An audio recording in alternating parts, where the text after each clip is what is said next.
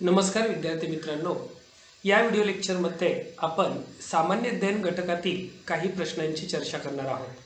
यामध्ये पहिला प्रश्न आहे, क्ष किरणाचा शोध कोणी लावला? तर क्ष किरणाचा शोध जो आहे, ऑप्शन आहेत ओरस्टोड, आइन्स्टाईन, हेनरी बेक्वेरेल, रॉन्टजेन। तर विल्यम रॉन्टजेनने क्ष किरणाचा शोध लावला। अर्थात कॅथोड किरणावर प्रयोग करत असतानाच त्याला हा क्ष किरणाचा शोध लागला। त्यामुळे ह्या पहिल्या प्रश्नाचं उत्तर असणार आहे 4 नंबरचा ऑप्शन। क्ष किरणाचा शोध हा विल्यम रॉन्टजेन या शास्त्रज्ञाने लावलेला होता। दुसरा प्रश्न आहे, मलेरिया रोग टिंबटिंबमुळे होतो। ऑप्शन आहेत प्लाझ्मोडियम, प्लॅनेरिया, फायलेरिया, ऑरेलिया। तर याचं उत्तर आहे प्लाझ्मोडियम।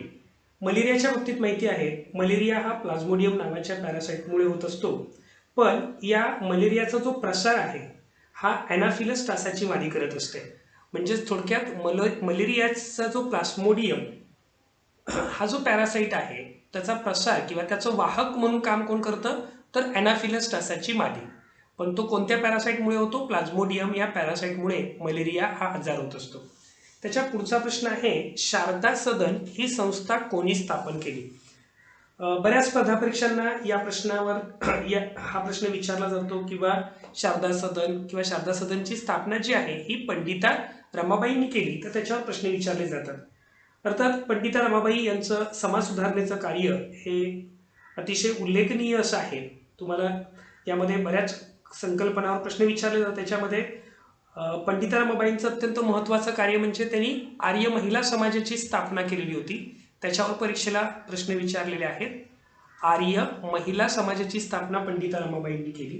त्याचबरोबर पंडिता रमाबाईंनी स्त्रीधर्म नीती नावाचं पुस्तक लिहिलं। स्त्रीधर्म नीती याच्यावरही परीक्षेला प्रश्न विचारले जातात। किंवा त्यांचं आणखी एक पुस्तक आहे द हायकास्ट हिंदू वुमेन, हे पुस्तक त्यांनी लिहिलं। या पुस्तकाबद्दल परीक्षेला प्रश्न विचारला जातो। द हायकास्ट हिंदू वुमेन हे पुस्तक त्यांनी लिहिलं। त्याचबरोबर पंडिता रमाबाईंनी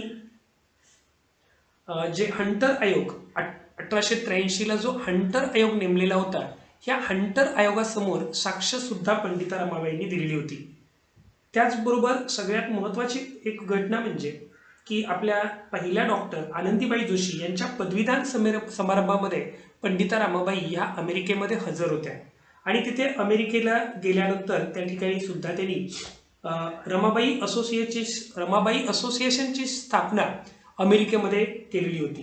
त्याच्यानंतर मग त्यांनी मुंबईमध्ये विधवांसाठी शारदा सदनची स्थापना केली। कुठे केलेली होती ही स्थापना? तर मुंबई या ठिकाणी शारदा सदन या संस्थेची त्यांनी स्थापना केलेली होती। त्यानंतर मग 24 सप्टेंबर 1898 मध्ये त्यांनी केडगाव या ठिकाणी मुक्ती सदनाची स्थापना केली। शारदा सदनची जी स्थापना आहे ही स्थापना त्यांनी मुंबई या ठिकाणी केलेली होती आणि ही स्थापना 11 मार्च 1889ला केलेली होती। काही वेळेला ही तारीख सुद्धा तुम्हाला विचारली जाऊ शकते। 11 मार्च 1889 या दिवशी त्यांनी शारदा सदन या संस्थेची स्थापना केलेली होती। कुठे केलेली होती? मुंबई या ठिकाणी। त्याच्यानंतर त्यांनी मुक्ती सदनाची स्थापना जी केली ती केडगाव या ठिकाणी केली 24 सप्टेंबर 1898ला। अर्थात यामध्ये एक महत्त्वाची गोष्ट लक्षात ठेवा की पंडिता रमाबाई या कैसर-ए-हिंद पदवी त्यांना मिळालेली होती इंग्रज सरकारकडून। कैसर-ए-हिंद ही पदवी सुद्धा त्यांना मिळालेली होती। तर या काही गोष्टी त्यांच्याबद्दल लक्षात असू द्या। आर्य महिला समाजाची स्थापना केली, स्त्रीधर्म नीती, द हायकास्ट हिंदू वुमेन यासारखी पुस्तकं त्यांनी लिहिलेली होती। त्याच्यानंतर डॉक्टर आनंदीबाई जोशी यांच्या पदवीदान समारंभाला त्या अमेरिकेत हजर होत्या आणि त्यावेळेला त्यांनी त्या ठिकाणी अमेरिकेमध्ये सुद्धा रमाबाई असोसिएशन ही संस्था त्यांनी स्थापन केलेली होती। तर अशा पद्धतीने पंडिता रमाबाईंचं जे कार्य आहे त्याच्यावर वेगवेगळे प्रश्न तुम्हाला विचारले जाऊ शकतात। त्याच्या पुढे आहे, भारतातील स्थानिक स्वराज्य संस्थांचा जनक असे कोणास संबोधले जाते? तर याचं उत्तर आहे लॉर्ड रिपन। आपल्याला माहिती आहे 19 मे 1882 19 मे 1882 या दिवशी लॉर्ड रिपनने स्थानिक स्वराज्य संस्थांचा कायदा केला। कोणता कायदा केला? स्थानिक स्वराज्य संस्थांचा कायदा केला।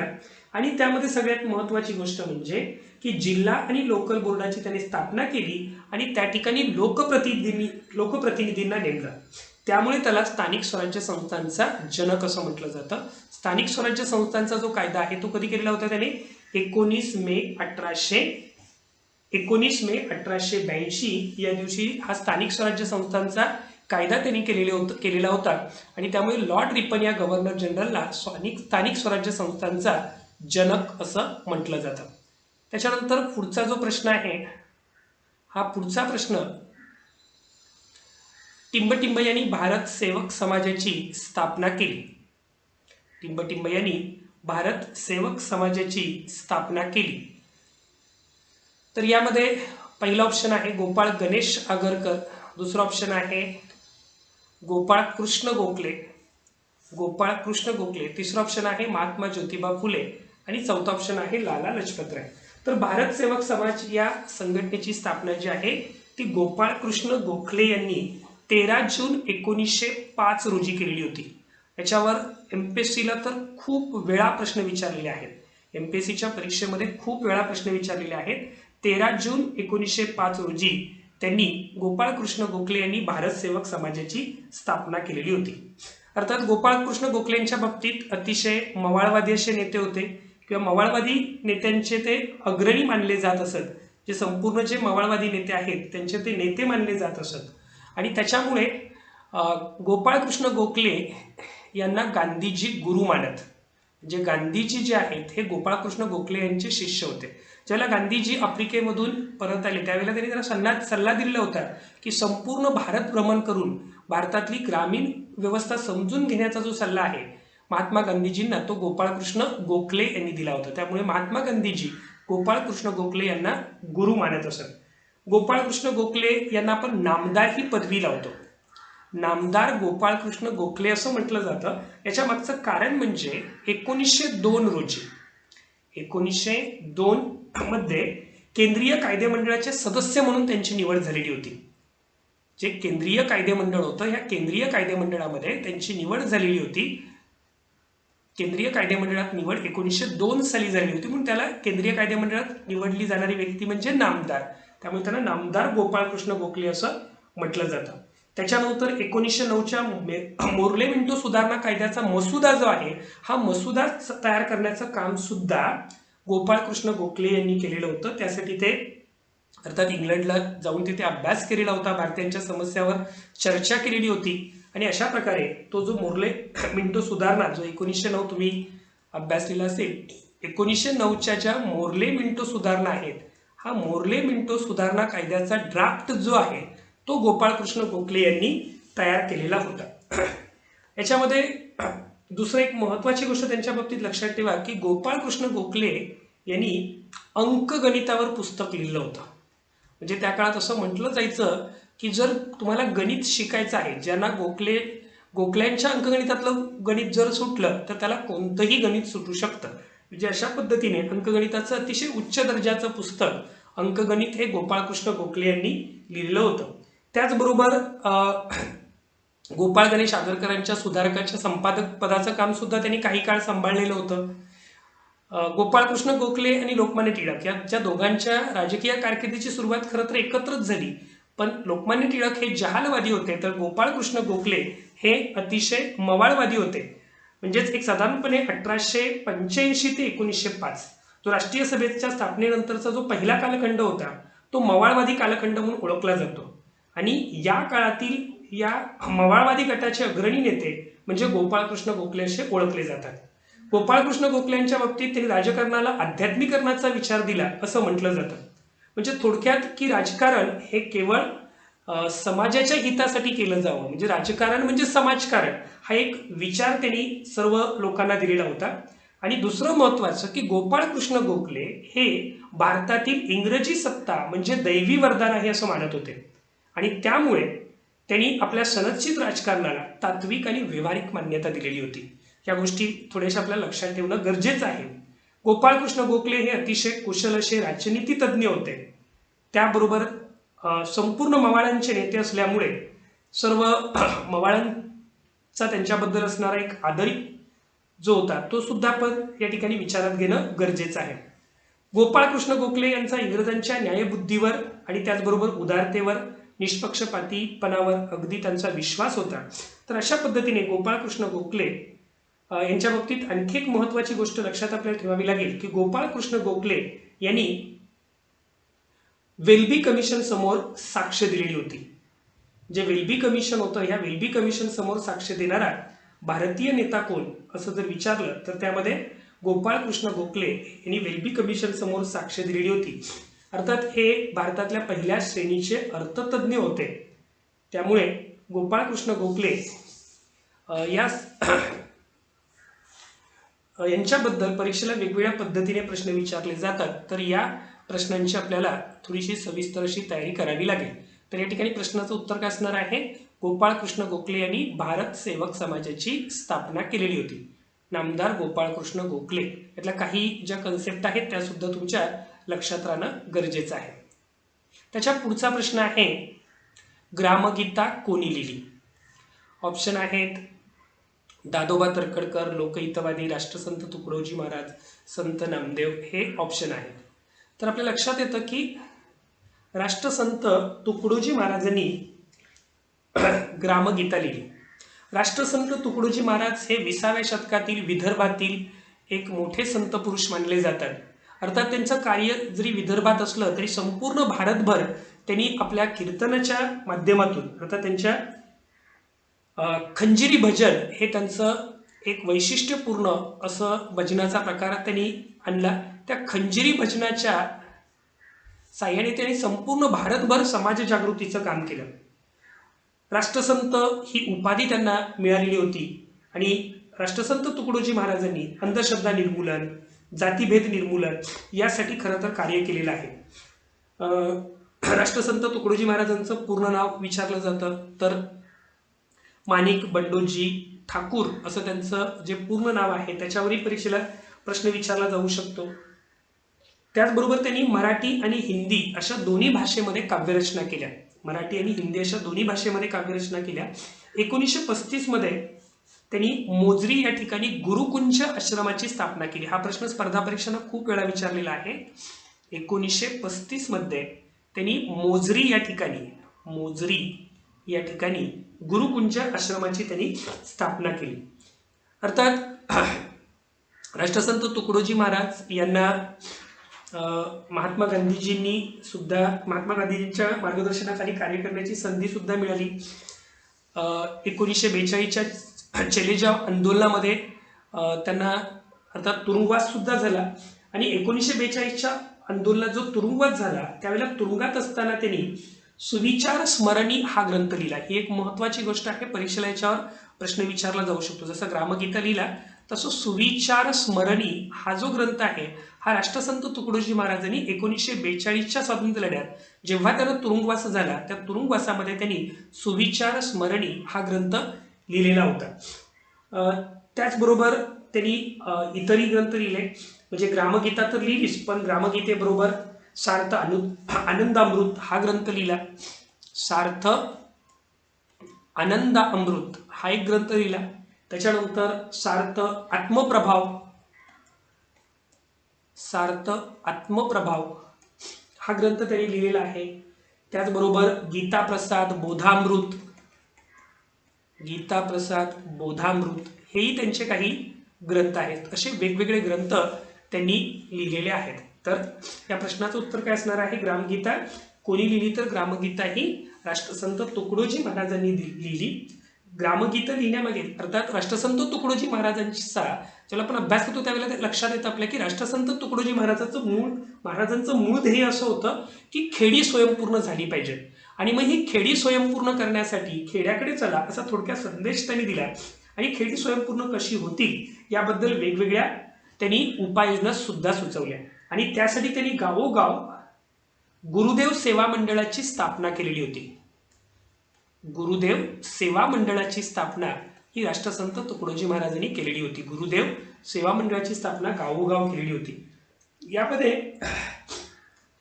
महत्वाचं म्हणजे त्यांनी व्यायामाचं महत्व पटवून देण्यासाठी आदेश रचना हा ग्रंथ लिहिला होता. हे ग्रंथाचं नाव लक्षात ठेवा, आदेश रचना. कोणता ग्रंथ लिहिला होता? आदेश रचना हा ग्रंथ लिहिला होता. आणि सगळ्यात महत्वाचं लक्षात ठेवा की विदर्भामध्ये असणारा हा राष्ट्रसंत विदर्भामध्ये केवळ त्यांचं कार्य नव्हतं तर संपूर्ण भारतभर त्यांनी कार्य केलं. एवढंच नव्हे तर जपानमध्ये जी जागतिक शांतता परिषद झाली, जागतिक धर्म आणि जागतिक शांतता परिषद झाली, त्या परिषदेमध्ये सुद्धा जाऊन त्यांनी विश्व बंधुत्वाचा संदेश दिला. ही खूप अतिशय महत्वाची अशी गोष्ट राष्ट्रसंत तुकडोजी महाराजांच्या बाबतीत आहे की त्यांनी जपानमध्ये जाऊन विश्व बंधुत्वाचा संदेश संपूर्ण जगाला त्यांनी दिला. तर अशा पद्धतीने राष्ट्रसंत तुकडोजी महाराजांचं जे कार्य आहे त्याच्याबद्दल तुम्हाला अधिक माहिती मिळवणं गरजेचं आहे. अनेक स्पर्धा परीक्षांना याच्यावर प्रश्न विचारले जातात. त्याच्या पुढचा प्रश्न आहे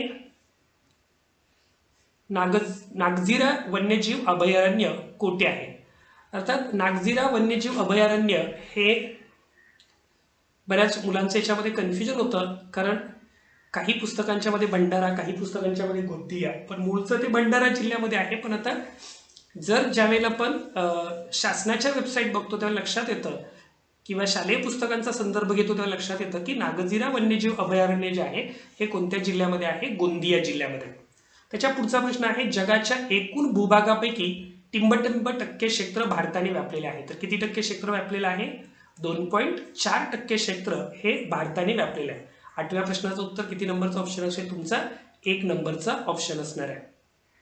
त्याच्यानंतर पुढचा प्रश्न आहे दांतेवाडा हा नक्षलग्रस्त जिल्हा कोणत्या राज्यात आहे? दांतेवाडा हा नक्षलग्रस्त जिल्हा कोणत्या राज्यात आहे? तर दांतेवाडा हा नक्षलग्रस्त जिल्हा जो आहे तो कोणत्या राज्यात आहे? छत्तीसगड या राज्यामध्ये तो आहे. त्यामुळे 9व्या प्रश्नाचं उत्तर 2 नंबरचा ऑप्शन असणार आहे. त्याच्या पुढचे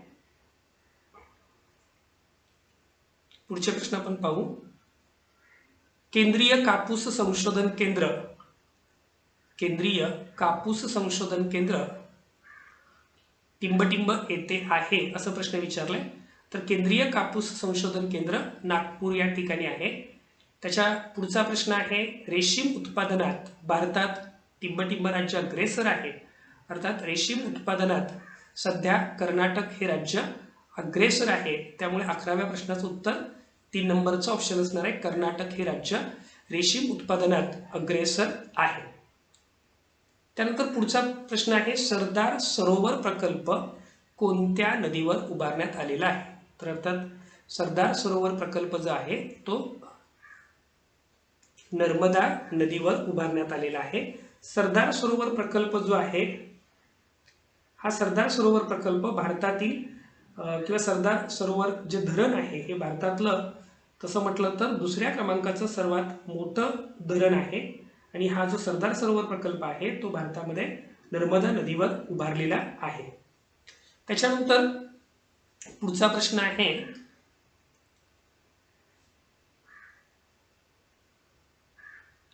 महाराष्ट्राच्या समुद्र किनाऱ्याची लांबी किती किलोमीटर आहे? यासारखे जे प्रश्न आहेत हे बऱ्याच परीक्षांना आतापर्यंत विचारलेले आहेत. महाराष्ट्रातील समुद्र किनाऱ्याची लांबी किती किलोमीटर आहे? तर समुद्र किनाऱ्याची लांबी जी आहे महाराष्ट्राची ही 720 किलोमीटर आहे. 720 किलोमीटर आहे. त्याच्यानंतर पुढचा महत्त्वाचा प्रश्न आहे पहिली पंचवार्षिक योजना कोणत्या प्रतिमानावर आधारित होती? पहिली पंचवार्षिक योजना कोणत्या प्रतिमानावर आधारित होती? तर याच्यामध्ये पहिली पंचवार्षिक योजना जी आहे ही पहिली पंचवार्षिक योजना ही हेरॉल्ड डोमर प्रतिमानावर आधारित होती. कोणत्या प्रतिमानावर आधारित होती? Harold Domar. पहिली पंचवार्षिक योजना जी आपण बघतो की भारताला स्वातंत्र्य मिळाल्यानंतर नियोजनास सुरुवात झाली आणि 1 एप्रिल 1951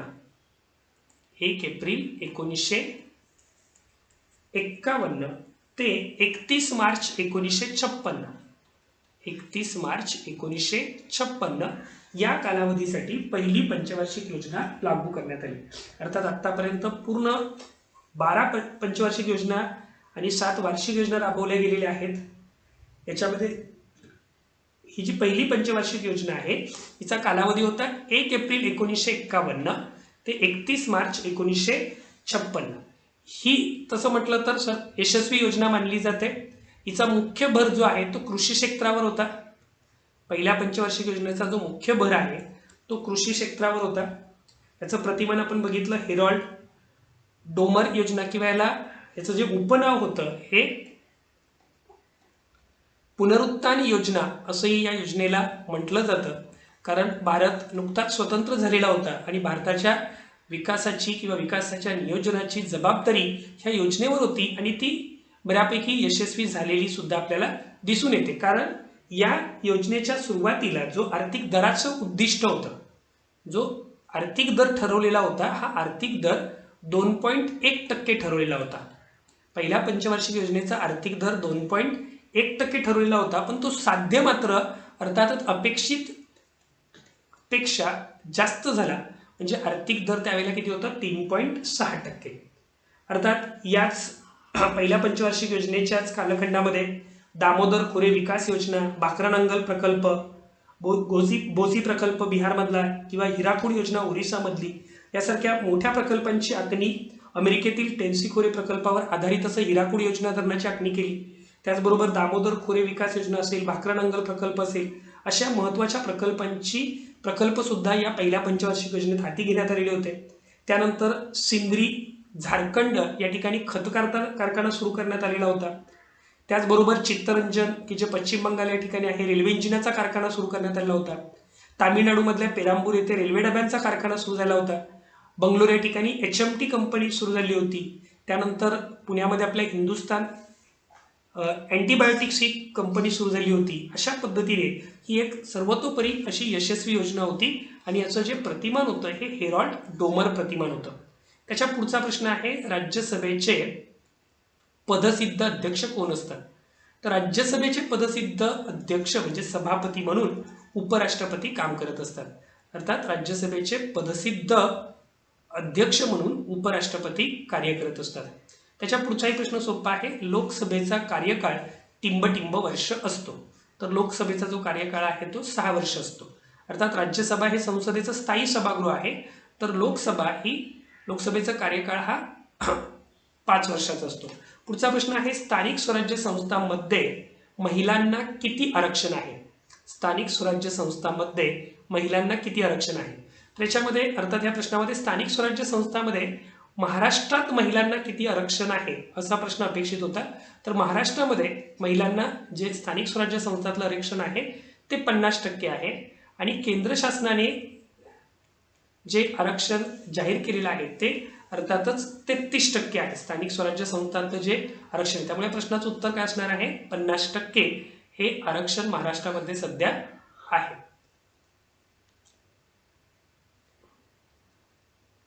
त्याच्या पुढचा प्रश्न आहे, जिल्हा नियोजन समितीचे अध्यक्ष कोण असतात? जिल्हा नियोजन समितीचे अध्यक्ष कोण असतात?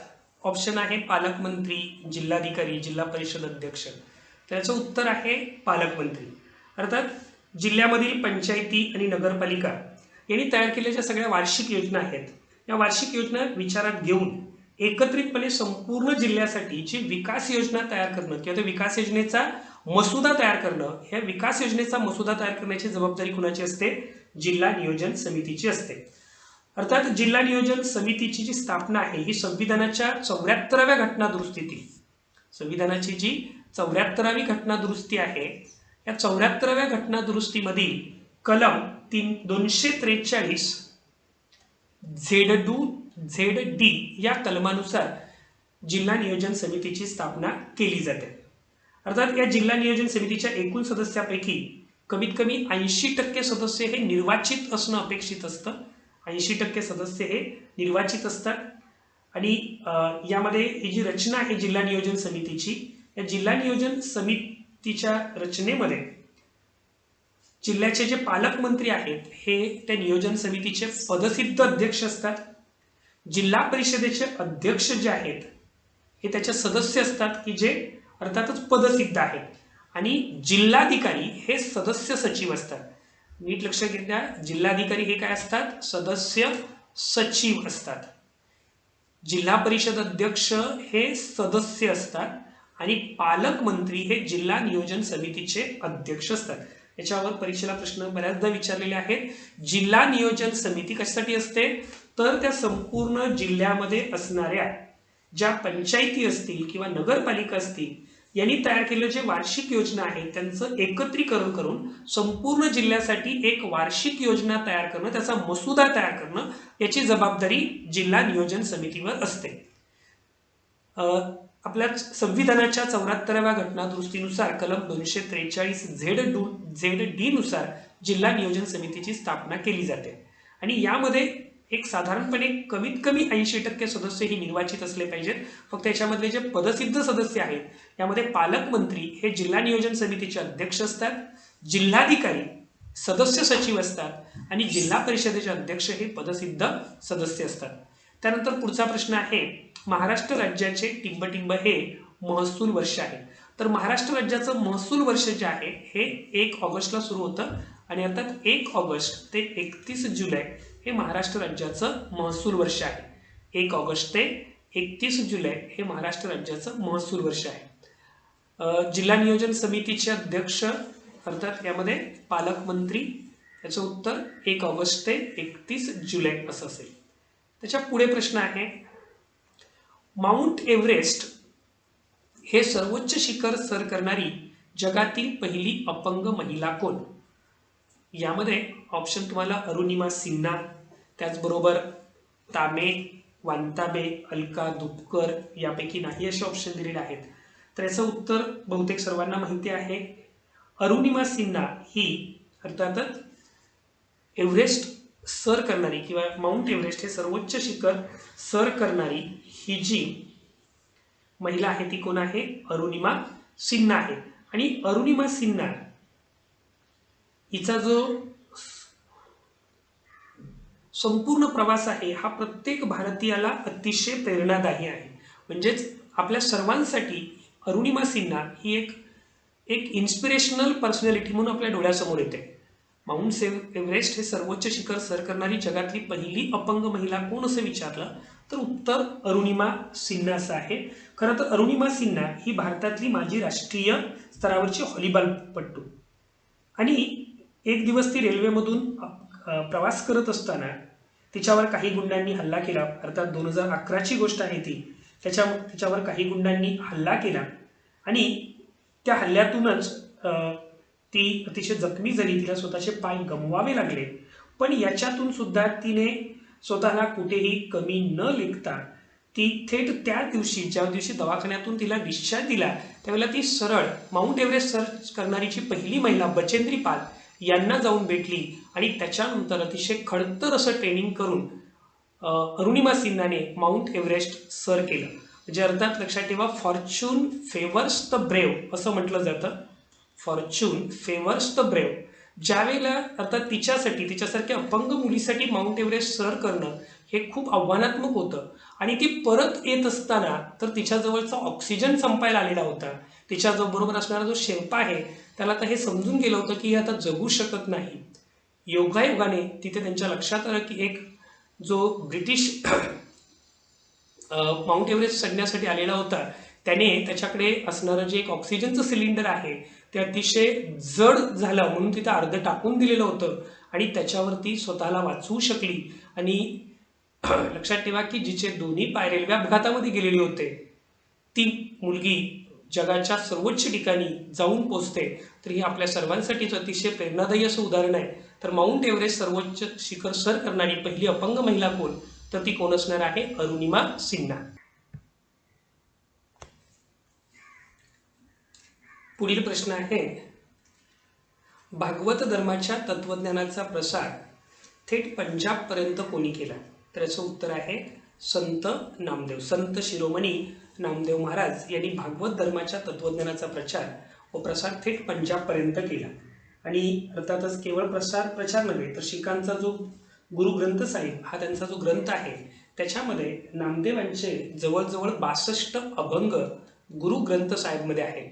संत नामदेवांचे 62 अभंग हे गुरु ग्रंथ साहिब या शिखांच्या पवित्र धर्मग्रंथामध्ये आपल्याला आढळतात. महाराष्ट्रासाठी हा खरोखरच अतिशय सन्मानाचा असा भाग आहे की महाराष्ट्रातील एका एका संत महात्म्यांचे 62 अभंग हे गुरु ग्रंथ साहिब या ग्रंथामध्ये आपल्याला आढळतात. त्यामुळे त्यांना आपण संत शिरोमणी असं म्हणतो. संत नामदेवांनी अर्थात मराठी बरोबरच वज्र भाषेत सुद्धा, ब्रजभाषा जी आहे त्या भाषेत सुद्धा अनेक काव्य रचलेली आहेत. त्याचबरोबर आपण म्हटलं त्याप्रमाणे शिखांच्या गुरु ग्रंथ साहेबमध्ये त्यांचे ग्रंथ आहेत. आणि त्यामुळे शीख समुदायातील सर्व लोकांना संत नामदेवांच्या बद्दल अतिशय आदर आहे. आपण पाहिलेलं असेल की संत नामदेवांचं जे हिंगोली जिल्ह्यातलं नरसी बामणी किंवा आता नरसी नामदेव हे जे त्यांचं मूळ गाव आहे, या मूळ गावाचा उद्धार सुद्धा अर्थातच त्यांच्या अनुयायांनी केलेला आहे. नरसी नामदेव हे त्यांचं मूळ गाव आहे. नरसी नामदेव की जे महाराष्ट्रातील हिंगोली जिल्ह्यामध्ये आहे. संत नामदेव हे संत ज्ञानेश्वरांच्याच कालखंडातील महान असे संत होऊन गेले. तर यामध्ये त्यांचं महत्त्वाचं योगदान म्हणजे भागवत धर्माच्या तत्वज्ञानाचा प्रचार व प्रसार ते त्यांनी पंजाबपर्यंत केलेला होता. त्याच्या पुढचा प्रश्न आहे, आधुनिक मराठी कवितेचे जनक म्हणून कोणास ओळखले जाते? तर आधुनिक मराठी कवितेचे जनक म्हणून आपण केशवसूत म्हणजेच कृष्णाजी केशव दामले यांना आपण आधुनिक मराठी कवितेचे जनक असं म्हणतो. कारण त्यांच्या अगोदरच्या ज्या कविता आहेत, या कविता ह्या अर्थातच संत काव्य, पंतकाव्य यांच्या पुरत्याच मर्यादित होत्या. म्हणजे थोडक्यात त्यामध्ये संत काव्य होती किंवा त्याचबरोबर राजे रजवाडे यांचे गुणगौरव करणारी काव्य होती. पण या कवितेला एक आधुनिक रूप द्यायचं म्हणजे अर्थातच कृष्णाजी केशव दामले म्हणजेच केशवसूत यांच्यावर बऱ्याच इंग्रजी कवितांचा, मग वर्ड्सवर्थ असेल, शेले असेल, यासारख्या इंग्रजी कवींचा खूप मोठा पगडा होता.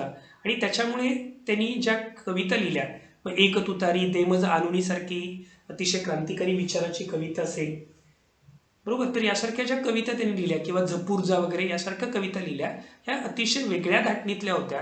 आणि त्यामुळे त्यांना आपण आधुनिक मराठी कवितेचे जनक असं म्हणतो. केशवसूत म्हणजेच उर्फ कृष्णाजी केशव दामले उर्फ केशवसूत यांना आपण आधुनिक मराठी कवितेचे जनक म्हणून ओळखतो. त्यानंतर पुढचा प्रश्न आहे, फेसबुकचे संस्थापक कोण आहेत? सोपा प्रश्न आहे. मार्क झुकरबर्ग हे फेसबुकचे संस्थापक आहेत. त्याच्यानंतरचा अतिशय महत्त्वाचा असा प्रश्न आहे, मिल्कमॅन ऑफ द इंडिया म्हणून कोणास ओळखले जाते? तर मिल्कमॅन ऑफ द इंडिया म्हणजेच थोडक्यात आपल्या भारतातील धवल क्रांतीचे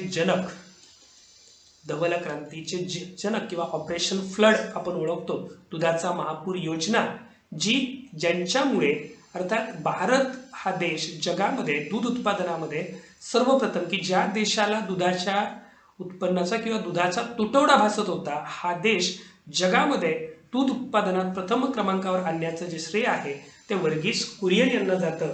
आणि त्याच्यामुळे त्यांना आपण मिल्कमॅन ऑफ द इंडिया असं म्हणतो किंवा धवल क्रांतीचे जनक म्हणून त्यांना ओळखलं जातं. त्यांनी जी अमूल ही जी संस्था स्थापन केली, आनंद मिल्क युनियन लिमिटेड, अर्थात या संस्थेच्या माध्यमातून त्यांनी भारतामध्ये धवल क्रांती आणण्याचं कार्य केलं. अर्थात अमूल या कंपनीला त्या काळामध्ये नेस्ले या ब्रिटिश कंपनीचा त्यांच्यासमोर पुढे मोठा स्पर्धक म्हणून होता, तरी सुद्धा अमूलने ते आव्हान पेललं. आणि त्याच्यामुळे आपण वर्गीस कुरियन यांना मिल्कमॅन ऑफ द इंडिया म्हणून ओळखत असतो. त्याच्यानंतर पुढील प्रश्न आहे, आंतरराष्ट्रीय न्यायालयाचे मुख्यालय कोणत्या ठिकाणी आहे? तर आंतरराष्ट्रीय न्यायालयाचे जे मुख्यालय आहे ते हेग या ठिकाणी आहे. आंतरराष्ट्रीय न्यायालयाचं जे मुख्यालय आहे ते हेग या ठिकाणी आहे. आणि याच्यातला आजचा आपला शेवटचा प्रश्न आपण बघणार आहोत, तो म्हणजे इंटरनेटचे पूर्ण रूप सांगा. तर इंटरनेटचे जे फुल फॉर्म आहे तो आहे इंटरकनेक्टेड नेटवर्क. तर अशा पद्धतीनं आपण सामान्य अध्ययनाच्या एक साधारणपणे 26 प्रश्नांची चर्चा केलेली आहे. पुढील लेक्चरमध्ये मराठी व्याकरण त्याचबरोबर गणित बुद्धिमत्ता या प्रश्नांची चर्चा करणार आहोत. ओंकारकर अकॅडमीच्या माध्यमातून आता 20 सप्टेंबरपासून पोलीस भरती आणि त्याचबरोबर रेल्वे भरती या 2 परीक्षांसाठी ऑनलाईन बॅचेस सुरू होत आहेत. तर तुम्ही या बॅचेसचा फायदा घेऊ शकता की जेणेकरून तुम्हाला या परीक्षांच्या परिपूर्ण तयारीसाठी एक अतिशय चांगला प्लॅटफॉर्म ओमकार अकॅडमीच्या रूपातून तुम्हाला प्राप्त झालेला आहे. तर धन्यवाद. आपण पुढील लेक्चरमध्ये भेटूयाच. यामध्ये आपण मराठी आणि गणित बुद्धिमत्ता या घटकावरच्या प्रश्नांची चर्चा करणार आहोत. धन्यवाद.